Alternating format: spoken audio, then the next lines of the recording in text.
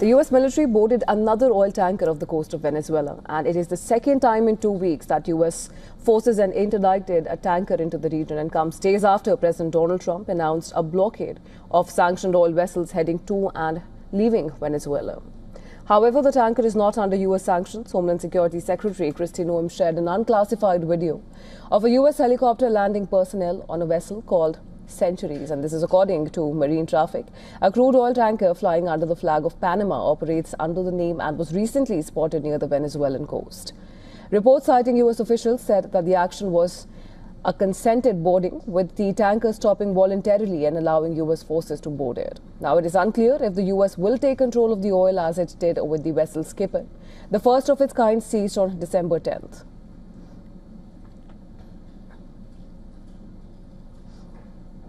Venezuela has condemned the action as theft and kidnapping. In a statement published on social media, Vice President Delcy Rodriguez said that these acts will not go unpunished, adding that those responsible for these serious events will answer to justice and to history for their criminal conduct. The seizure of oil tankers is the latest salvo in a US pressure campaign against Venezuela. The Trump administration is also conducting a series of attacks on vessels in the Caribbean and Eastern Pacific Ocean that his administration alleges are smuggling drugs into the United States. At least 104 people have been killed so far.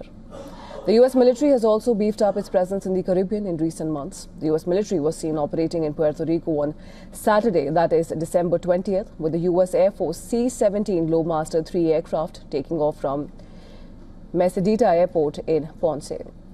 Separately, a US Navy-guided missile destroyer, the USS Thomas Hudner, departed from the port of the Americas on Puerto Rico's southern coast. Venezuelan leader Nicolas Maduro says the campaign is part of a wider effort to carry out regime change in Caracas. Meanwhile, Argentina's President Javier Milei praises Trump's pressure campaign on Venezuela.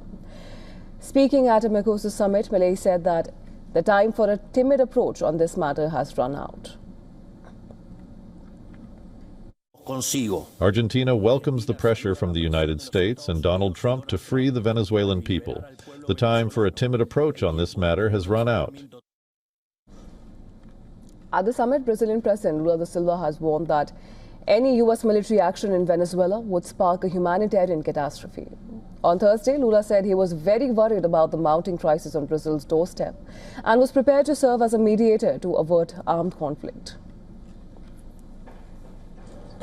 4 decades after the Falklands War, the South American continent is once again haunted by the military presence of an extra-regional power. The limits of international law are being tested. An armed intervention in Venezuela would be a humanitarian catastrophe for the hemisphere and a dangerous precedent for the world.